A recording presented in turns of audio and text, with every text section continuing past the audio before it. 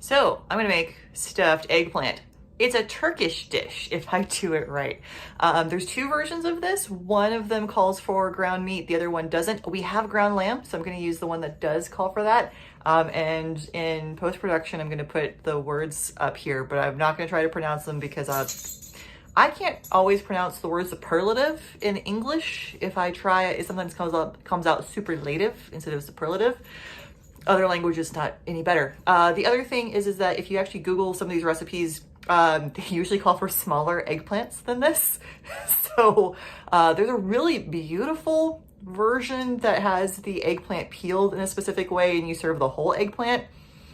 That either A, will never cook and will be raw in the middle if I do it with these, and that will be gross and yucky, or there will just be too much food.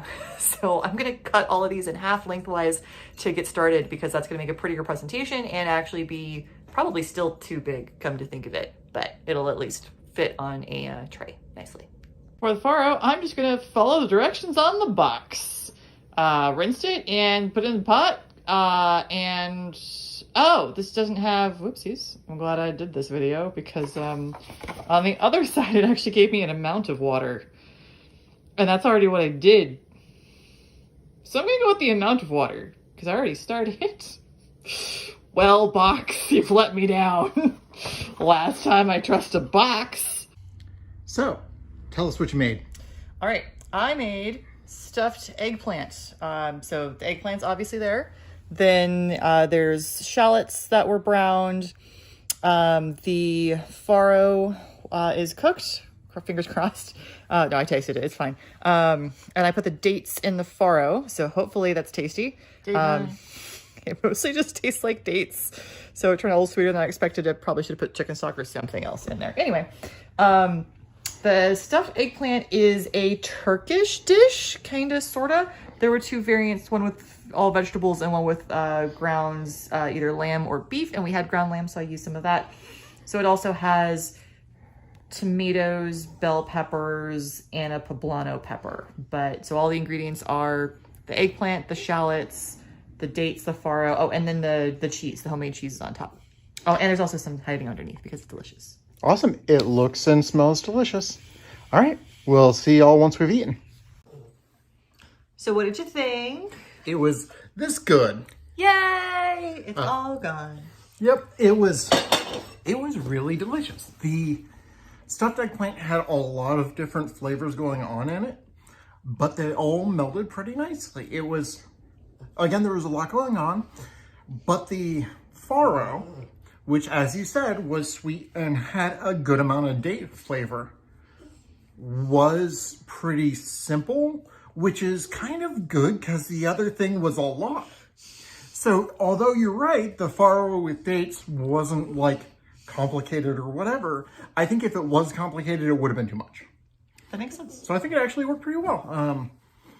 If we do it again, then I think either rice or pasta or just do that again would be great because, again, something relatively simple with it was tasty. But the eggplant had a little bit of spiciness, a little bit of umami from the eggplant, and a little bit of a lot of things. It was good. Yeah. The spicy is actually just from the poblano pepper. Huh. So that's what was in there. And it was interesting because I was looking at different recipes. Some had a spicy element, some didn't. But I saw poblano in one of the recipes and I was like, we have that. I'll use that. They also all had bell pepper.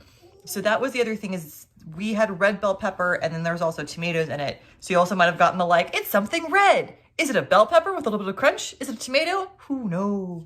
Who knows? Both. So, if you've been paying attention, pause the video for a second. But Steph is about to tell us what she ended up cutting from the ingredients because she got to cut one thing since she used the homemade cheese. That's right. I cut the spinach is what I cut. So I considered, but basically spinach wasn't in any of the recipes I looked up and I was like, yeah, you can always throw it into things, but it wasn't really required. The other thing just to keep in mind is that I did actually technically go with Mediterranean flavors because Turkey is around that area. Turkey's next to Greece, which is next to Italy. You didn't make turkey, you made lamb. Thanks, love. Yeah, well. We'll see you next week.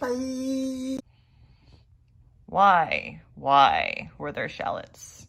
They won't let me eat it. I'm gonna wonder what this silly onion shallot thing is and why dogs can't have it. It makes me sad. But some of the cheese fell on the floor. That was delicious.